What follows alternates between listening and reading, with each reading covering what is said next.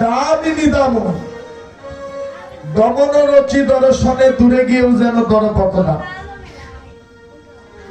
দামিনী দামিনী শব্দের অর্থ হচ্ছে কন্দর্প মদন। মদনকে মদন কিন্তু যেন তেন ব্যক্তি নয়। রাধে সে যেন তেন ব্যক্তি নয়। ব্রহ্মার মানুষ পুত্র কন্দর্প মদন। মদন হচ্ছে দেহের কাম, মদন হচ্ছে দেহের কাম। সে বড় লোভী, সে বড় অহংকারী। মদনের পাল্টায় জগতে যেজন পড়েছে তার সাধন ভজন সব শেষ, সব শেষ। রাধে রাধে মা, সব শেষ। রাধে কারণ মদন যার প্রতি একবার ভর করেছে তার সাধন ভজন সব চাঙ্গে উঠে গেছে, কারে উঠে গেছে।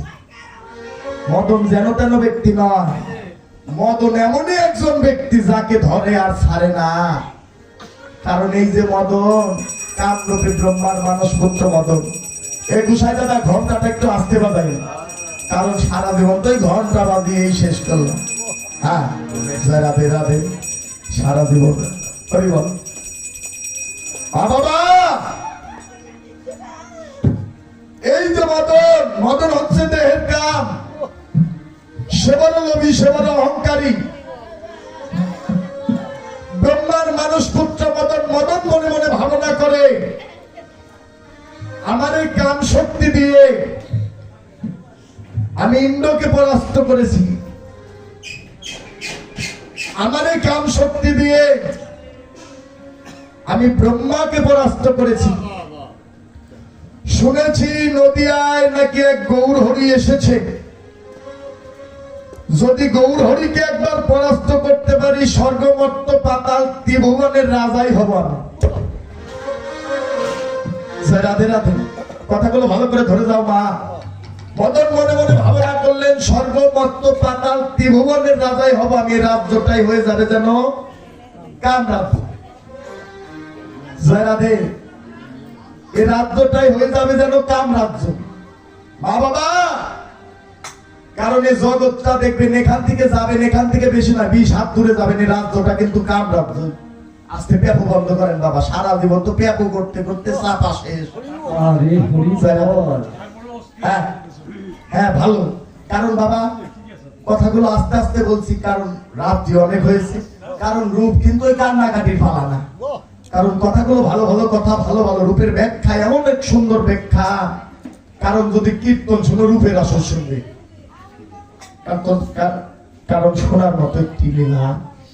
এই যে ভগবানের রূপ মদন, মদন ভাবলেন এই রাজ্যটাই হয়ে যাবে কাম রাজ্য। কারণ এই রাজ্যটা কাম রাজ্য, প্রেমের কোনো ভাব নেই। কিন্তু এখানে আছে, এখানে কোনো কাম নাই। এই রাজ্যটা হলো প্রেম রাজ্যের, দেশটা হলো মাধুর্যের দেশ। নাকি হতো এখানে যারা বসে আছেন এই দেশটা হলো মাধুর্যের দেশ। তাই মা বাবা একটু আগে বললাম না, যেখানে রাধা গোবিন্দর মিলন না দিয়ে যদি বাড়িতে যাও, ছোট বাবা মিলন না দিয়ে যদি বাড়িতে যাও, বাড়িতে কিন্তু হ্যাঁ অমঙ্গল হবে, মিলন হবে। জয় রাধে রাধে। কেন বললাম মা বাবা এই রাজ্যটা হলো প্রেম রাজ্য, মাধুর্যের দেশ। এখানে কোনো ঐশ্বর্য নাই। কামনা বাসনা ভুলে গিয়ে এখানে তোমরা বসে আছো কেন? আমার কৃষ্ণের কৃপা পাবে বলে, আমার গোবিন্দের রূপ দর্শন করবে বলে এই রাজ্যে যেন বসে আছো।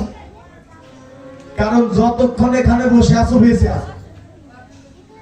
দাদা ছোট, যতক্ষণ এখানে বসে আছেন ততক্ষণ মনে করবেন বেঁচে আছেন।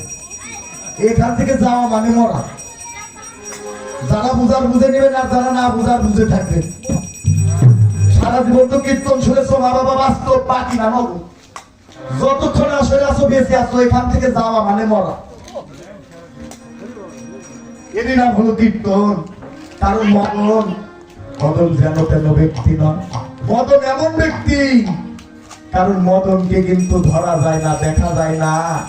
মদনের ছায়া আছে কিন্তু কায়া নাই। সে সামান্য ব্যক্তি নয়। যতক্ষণ এখানে আসো বেঁচে আসো, বাড়িতে গেলেই মরা।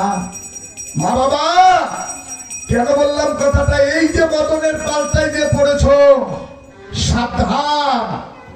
সবাই থাকতে ভজনের ঘরে ঢুকে যাও, এ মদন তোমায় কোনো ক্ষতি করতে পারবে না। ভজনের ঘরে গিয়ে যারা নিত্যানন্দের সঙ্গ করে, এই যে দেহের মধ্যে দুটি দেশ, নাভি হলো মধ্যস্থল, মধ্যভূমি। নাভির নিম্ন ভাগ হচ্ছে দক্ষিণ দেশ, আর ঊর্ধ্বের ভাগ হচ্ছে উত্তর দেশ। উত্তর দেশে হলো আমার নিত্যানন্দ দেশ। ভক্তি শাস্ত্রে টিকা দিলেন, পাতনং বিন্দু মরণং। আর যে জন নিত্যানন্দের ঘরে গিয়ে ধারণং বিন্দু জীবন। কথাগুলো ভালো করে ধরে যান, কারণ বর্তমান অনেক গুরু ঘুষাইরাও বলবে না, কেউ দাদু দাদু আবার অন্য কিছু মনে করতে পারে। কারণ দাদুকে বলছি না, এর রসিক মানুষের ভিতরে অনেক কিছু আছে, দেখে কিন্তু বোঝা যায় না। হ্যাঁ হ্যাঁ, জয় রাধে রাধে। হ্যাঁ চিনি তো, জয় রাধে রাধে। কারণ মা বাবা, পাতনং বিন্দু মরণং ধারণং বিন্দু জীবনং। যেজন পাঠ করেছে, সে যেজন উত্তর দেশে গিয়ে নিত্যানন্দের সঙ্গ করেছে, ভজনের ঘরে গিয়ে, তার বিন্দু যেন জীবন। তাই মা বাবা, ভগবানের রূপ তুমি দর্শন করবে, সামান্য কথা নয়। ভগবানের রূপ দর্শন করতে হলে মদনের প্রভাব থেকে বাঁচতে হবে। বাঁচাতে পারে কে? এখানেও বাঁচাতে পারে একমাত্র আপন আপন শ্রী গুরুদেব। বাঁচাতে পারে একমাত্র গুরুদেব। এই ভাই, এই কীর্তন শুনবি? কীর্তন শুনবি? বল। কারণ কীর্তন কিন্তু শোনা কিন্তু ওদেরই দরকার। কারণ যাদের কীর্তন শোনার দরকার, তাদের কিন্তু আসলে পায় না। দেখবে এসি পাস আপিতে ঘোরাঘুরি করে নাকি, খালি এ জায়গা না। কারণ আমাদের সিজন হয়েছে সারা বাংলাদেশে টুকটুক করে ঘুরবো। মা বাবা, দেখবে যাদের কীর্তন শোনার দরকার, তারা শুনে। দেখবে এরা এসি পায়, ওসি পায়। জয় রাধে রাধে। মা বাবা, কেন বললাম? এখানে যারা বসে আছো, অনেকের তো ব্যাটারি ফিউজ। আবার অন্য কিছু মনে করে না, কিন্তু ব্যাটারি ফিউজ। ও কীর্তন শুনলেও যা হবে, না শুনলেও তাই হবে। জয় রাধে নাকি? ও দাদা, যে ব্যাটারি ফিউজ মাল, কীর্তন শুনলেও যা হবে, না শুনলেও তাই হবে নাকি? কীর্তন শোনার দরকার। এই যে আমার দাদারা বসে আছে, কারণ কীর্তন শোনার দরকার তাদের যার দেহে রস আছে। রস থাকতে গুরু গোবিন্দের চরণে বস হয়ে যাও। সাবধান, দেখো এই ফুলের মধু যেন ঝরে না যায়। আরেকটা কথা বলি, আরেকটা তত্ত্ব বলে দেই। কথা তখন এসেই গেল, কারণ সব আসলে সব কথা বলা যায় না। কীর্তন শোনার দরকার কাদের? বাবা স্ত্রী। কথাগুলো আপনিও শুনে যান, কারণ আপনার তো সময় অর্ধেক শেষ। যায় না। কীর্তন শোনার কার দরকার? ও দিদি ভাইরা, ভালো করে শুনে যাও। যার এই 3.5 হাত দেহ ঘরে আছে মাল, হও সামাল। দেহ জমিতে গুরুর নামে বাদোয়াল, মাঝে মাঝে রাখবা খেয়াল, ঘরে ঢুকে না যেন শিয়াল। কথাগুলো কিন্তু সামান্য না। যাদের ঘরে আছে মাল, হও সামাল। দেহ জমিতে গুরুর নামে বাদোয়াল, মাঝে মাঝে রাখবা খেয়াল, ঘরে ঢুকে না যেন শিয়াল। আপনারা কি বিরক্ত হচ্ছেন নাকি? কারণ সারা জীবন কীর্তন শুনেছেন, ওই এক ক্যাসেটই বাজবে নাকি? ঘরে ঢুকে না যেন শিয়াল। কেন? তার প্রমাণ দিয়ে যায়। এই জাগতিক জগতে দেখবে ভালো একটা দোকান, দোকানে যদি মাল ছাড়া থাকে, দাদা ভাই বেচা কিনা বেশি হয় না? হ্যাঁ, মাল থাকলে কিন্তু দোকানদার, দাদা ভাই অনেকে আছে, মাল থাকলে কিন্তু বেচা কিনা বেশি হয় না, কি দাদু? আর যে ঘরে মাল ছাড়া আছে, মা বাবা, এই একটা ঘরে যদি টাকা পয়সা সোনা দানা থাকে, তাহলে ঘরের বেড়াটা একটু মজবুত হতে হবে না? ঘরের বেড়াটা তো একটু মজবুত হতে হবে, তা না হলে চোর চুরি করে সব নিয়ে যাবে নাকি?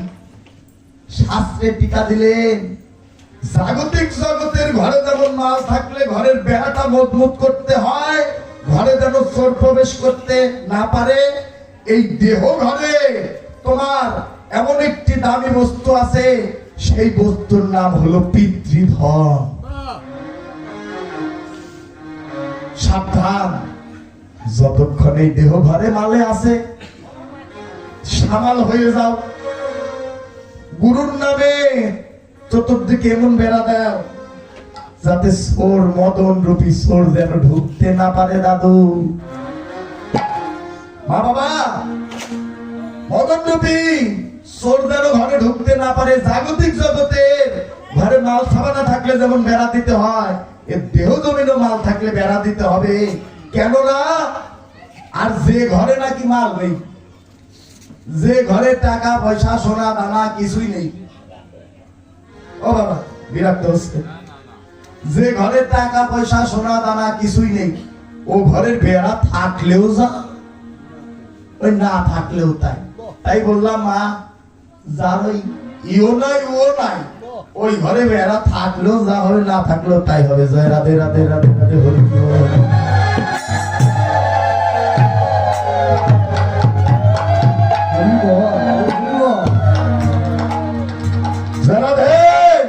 তাই সাবধান, মদনের প্রভাব যেন না পড়ে, কারণ মদন তো যেন তেন ব্যক্তি নয়। স্বর্গের দেবতাদের মধ্যে রাজা ছিল কাস্তে, দেবতাদের মধ্যে রাজা ছিল কে যেন? ও ইন্দ্রদেব। মনে থাকে না তো বাবা? জয় রাধে রাধে। ইন্দ্রদেবের গুরুদেব ছিল কে? গৌতম মুনি। গৌতম মুনির শিষ্য ছিলেন ইন্দ্রদেব।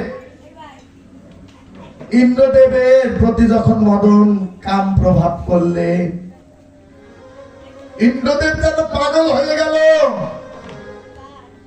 এই দেখো ধ্বংসের মূল। ইন্দ্রদেব পাগল হয়ে গেল, নিজ গুরু পত্নী গুরুমা অহল্যার দিকে কাম রূপে যেন আকৃষ্ট হয়ে গেল।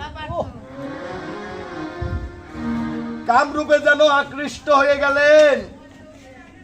মনে একটাই ভাবনা, কেমন করে আমি গুরুমাকে কাছে পাবো। এই যে প্রভাবটা হলো মদনের, নাকি এই প্রভাবটা হলো মদনের। মদন যাকে ধরে ছাড়ে না রে বাবা, তার বাস্তব প্রমাণ। যখন ইন্দ্রদেবকে মদন ভর করলেন, তখন কামরূপী বান মারলেন। ইন্দ্রদেব কামরূপে ছটপট ছটপট ছটপট ছটপট করছে। ইন্দ্রদেবের লালসা জাগলেন নিজ গুরুপত্নী অহল্যার দিকে। ইন্দ্রদেব আশায় রইলেন। হঠাৎ করে একদিন ইন্দ্রদেব যেন গুরুদেবের রূপখানা ধরে, সুন্দর কথা মা বাবা, গুরুদেবের রূপখানা ধরে দরজার সামনে গিয়ে বললেন, অহল্যা, ও অহল্যা। অহল্যা বলে, আমার স্বামী এসে গেছে, মেরাই যাচ্ছে। ও অহল্যা, একবার দরজা খুললো। অহল্যা দেখে গৌতম মুনি, কারণ ও তো জানে না, অহল্যা যে জানে না এটা ইন্দ্রদেব। গুরুদেবের রূপ ধারণ করলেন, চলে গেলেন ঘরের ভিতরে। মা বাবা আর অধিক যাব না। যখন ঘরের ভিতরে চলে গেলেন, একটু পরে গৌতম মুনি এসে বলে, ও অহল্যা, অহল্যা গো, একটু দরজা খোলো না। একবার দুইবার তিনবার যখন ডাকে, অহল্যা মনে মনে ভাবনা করে, হে ভগবান, এ কেমন কাণ্ড, আমার ঘরে এক স্বামী, আবার বাহিরে ডাকে আর এক স্বামী, এ কেমন লীলা গো। ভাবার বিষয় না দাদু? হ্যাঁ, ভাবার বিষয় না দাদু ভাই। ঘরে এক স্বামী, বাহিরে ডাকে আর এক স্বামী।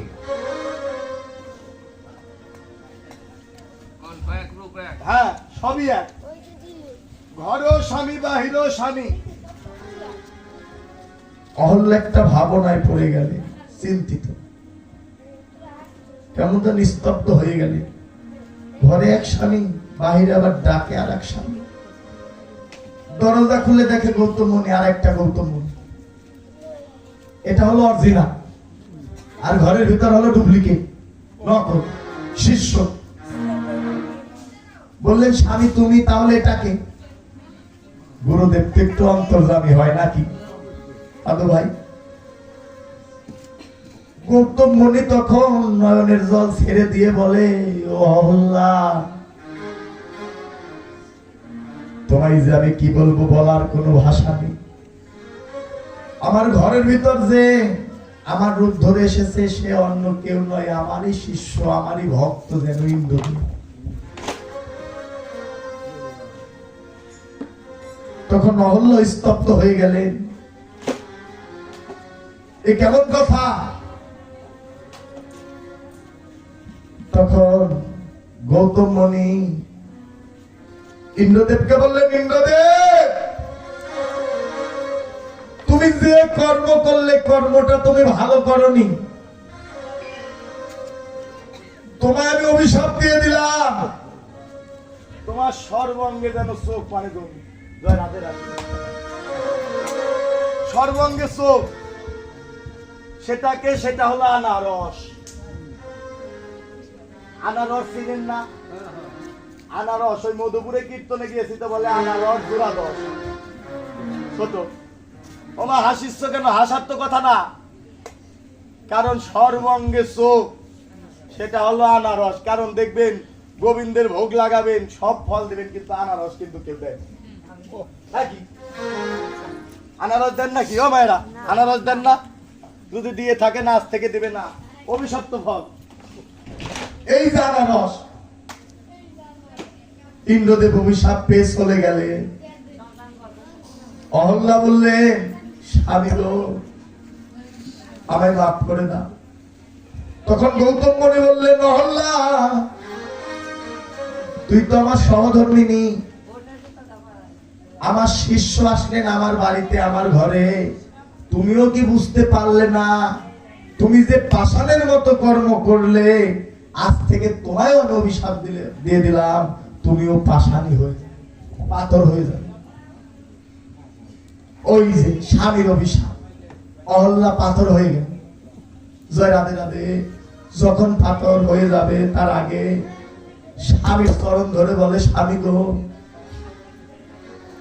আমার কি কোনো গতি হবে না স্বামী? তখন গৌতম মুনি বললেন, তোমারও গতি হবে, তোমায় আবার আশীর্বাদও করে দিলাম। ত্রেতা যুগে দশরথ পুত্র রামচন্দ্র যখন 14 বছরের বনবাসে যাবে, ওই বনের ভিতর দিয়ে গুটি গুটি পায় যখন যাবে, প্রভুর চরণ স্পর্শে তুমি অহল্যা যেন মুক্তি পাবে। জয় রাধে রাধে।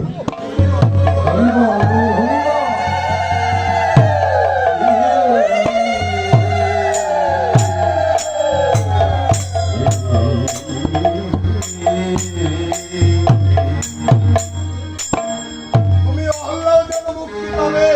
ছোট বাবা, তুমি অহল্যাও যেন মুক্তি পাবে। যখন দশরথ পুত্র রামচন্দ্র 14 বছরের বনবাসে যাবে, প্রভুর চরণ স্পর্শে তুমি অহল্যাও যেন মুক্তি পাবে। জয় রাধে রাধে। মা বাবা, একের পর কত? আসতে একের পর কত? ও দাদা, একের পর কত?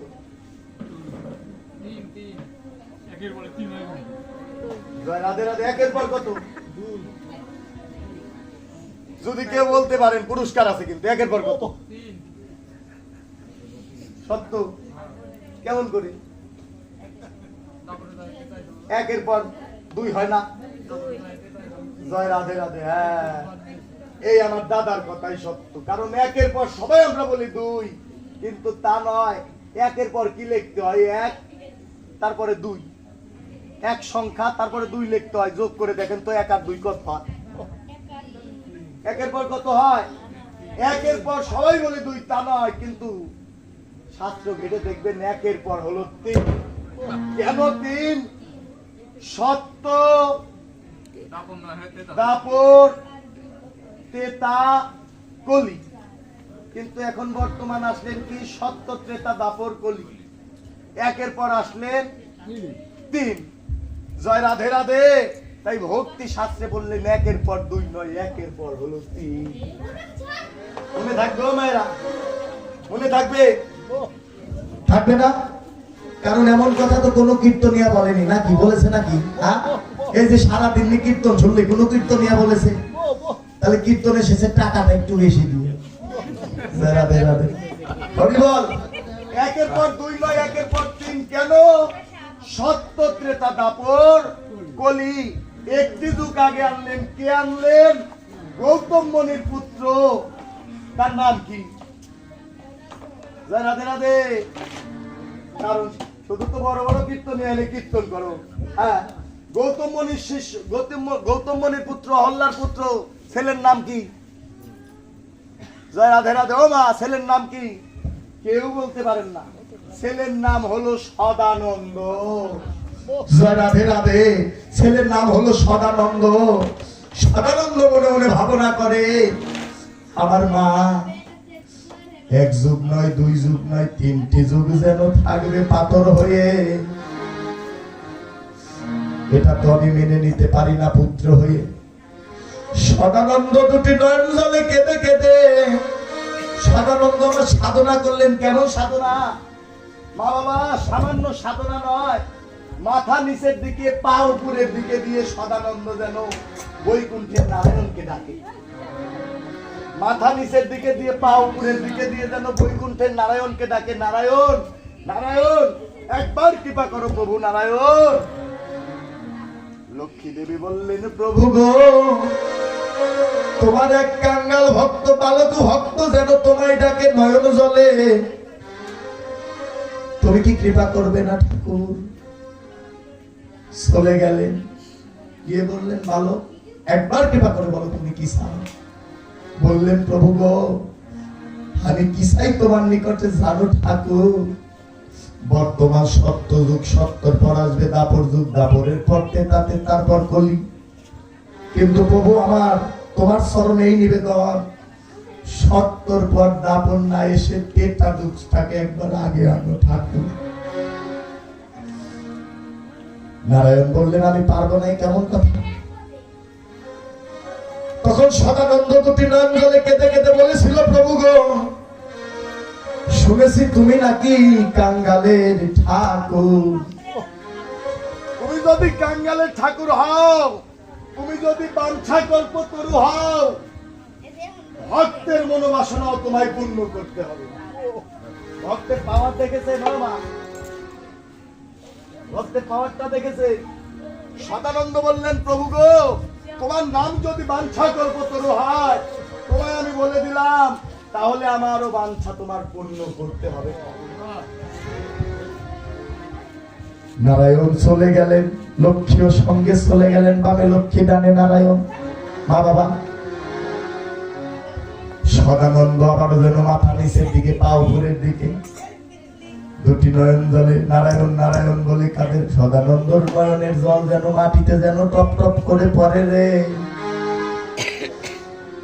ওহে নারায়ণ একবার কৃপা করো, ওহে প্রভু একবার কৃপা করো। নারায়ণ নারায়ণ বলে যখন ডাকে, এবার লক্ষ্মী দেবী বলছে, প্রভু গো, ও প্রভু, ভক্তের নয়নের জল যা সইতে পারছে না, সে তো ডাকার মতো ডাকছে কাঙ্গাল হয়ে। তুমি তো বাঞ্ছা কল্পতরু, ভক্তের মনোবাসনা তো একমাত্র তুমি পূর্ণ করো ঠাকুর। দেখুন কেমন সাধনা। আবার বামে লক্ষ্মীকে নিয়ে নারায়ণ চলে গেলে। ও সদানন্দ, তুই সাধনা বাদ দে বাবা, এবার চাস না। সদানন্দ বললেন, প্রভু গো, আমি যদি তোমার ভক্ত হয়ে থাকি, আমার নয়নের জল যেন বৃথা যায় না। কেন বাবু জানো, আমি এক এক করে জলটুকু যেন সম্বল করেছি। আমি একদিন মনে মনে ভাবনা করেছিলাম, যেদিন আমি সাক্ষাৎ তোমায় দেখবো এই যুগল রূপে, প্রভু গো, আমি তিলে তিলে আমার নয়নের জল সম্বল করিয়েছিলাম। প্রভু গো, আমার নয়ন জলে যুগল সরণ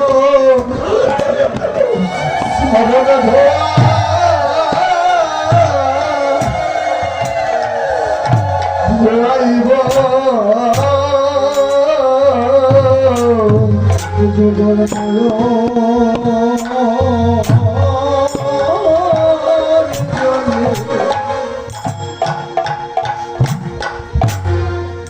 আমি চরণ ধোয়া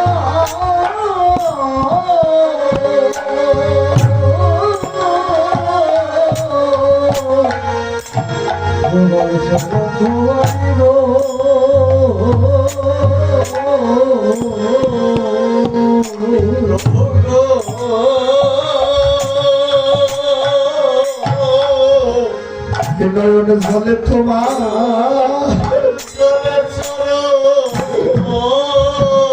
তোমার শরণ আমি হরিবা হরিবা চরণে ধোয়াই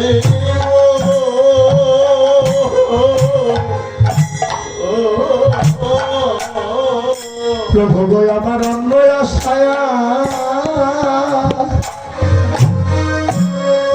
আমার অন্য আশায়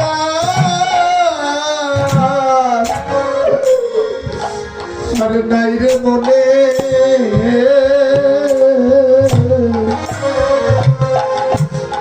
আমার নয়ন জলে জলে শরণ ধোয়া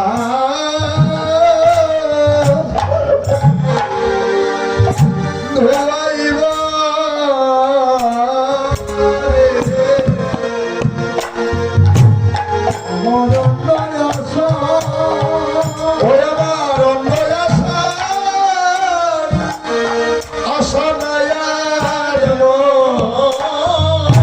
হরিবল হরি হরিবল হরিবল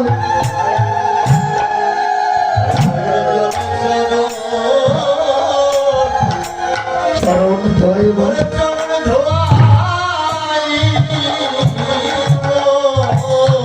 প্রভু গো, এ জগতে নয়নের জল বিনে সম্ভব আবার আর কিছু নাই। হরিবল সকলা আমার আর কিছু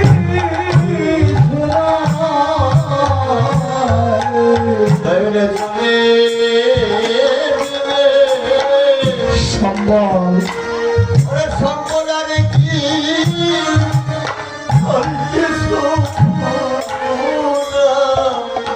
প্রভু গো, এ জগতে আমার গাড়ি নাই, বাড়ি নাই, টাকা নাই, পয়সা নাই, সোনা দানা হীরা কাঞ্চন মানিক মুক্তা,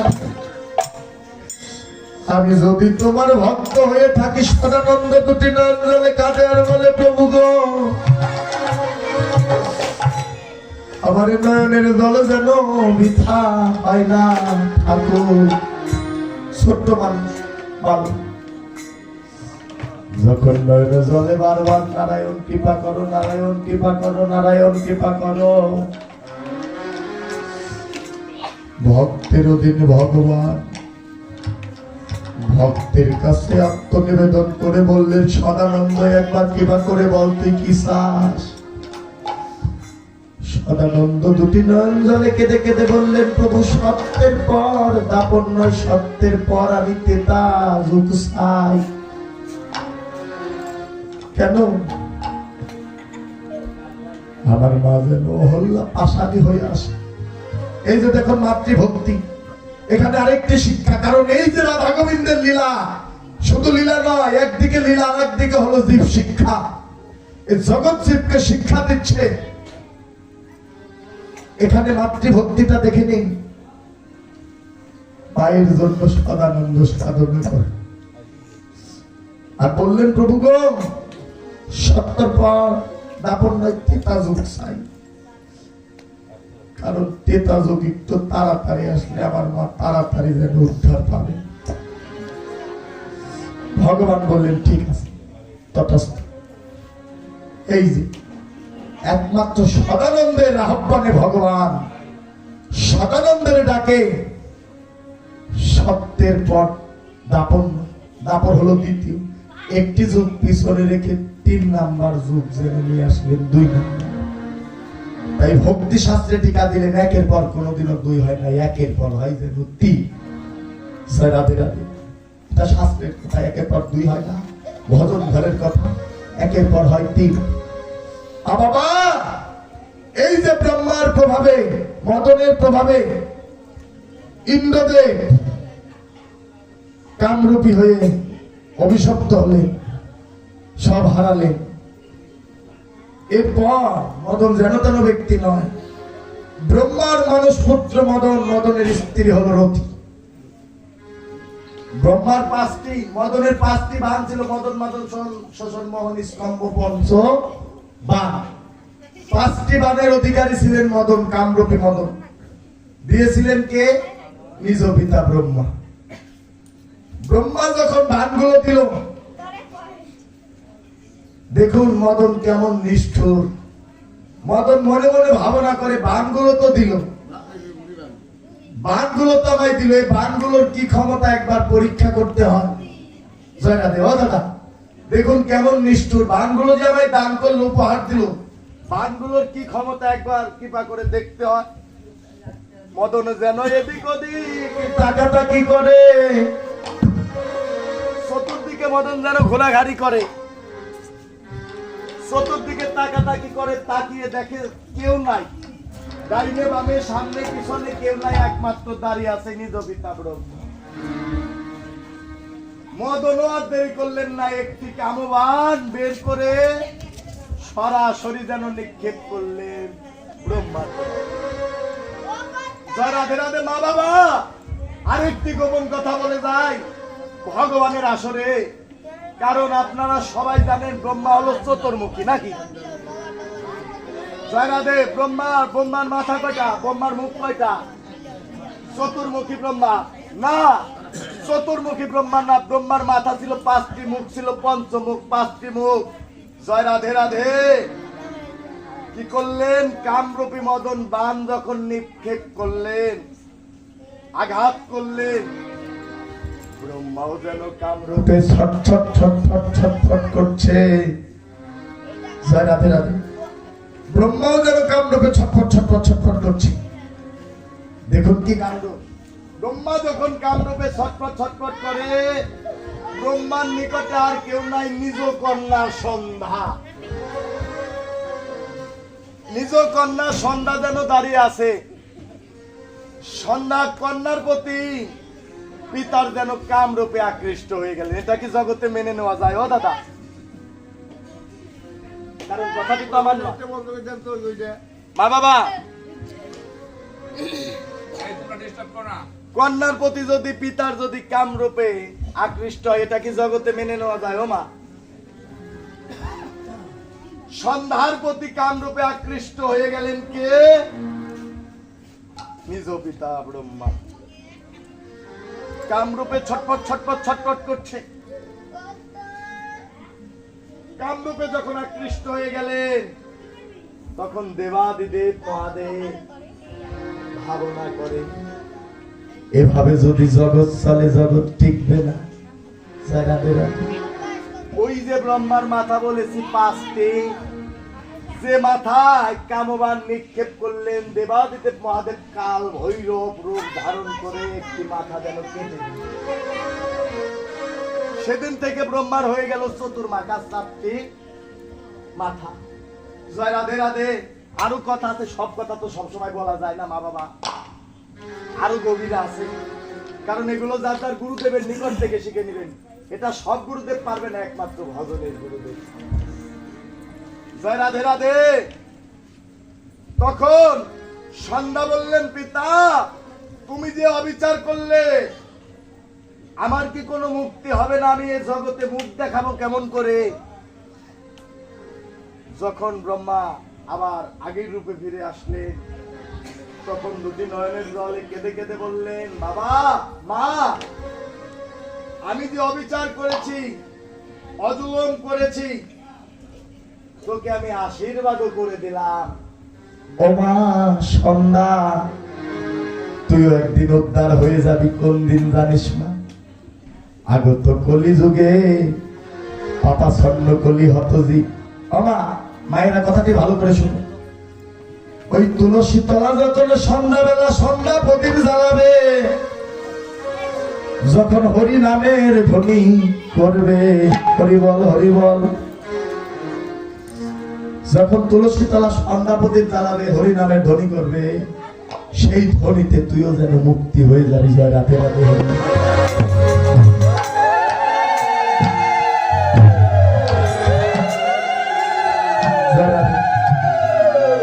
ঠিক আছে না দাদু?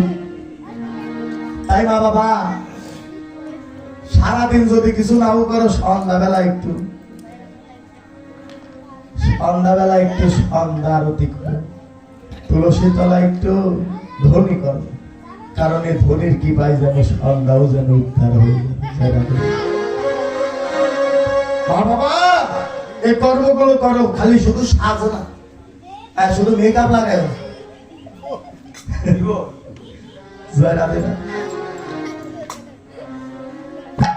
শুধু মেকআপ লাগায় না, একটু সন্ধ্যাবেলাও একটু তুলসী তলা সন্ধ্যাপতির তলায় একটু হরির নামের ধ্বনি করো। জয় রাধে রাধে।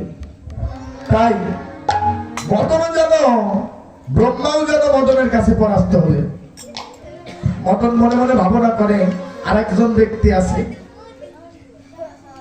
নদিয়ায় শুনেছি নাকি গৌর হরি এসেছে প্রেম বিলাতে।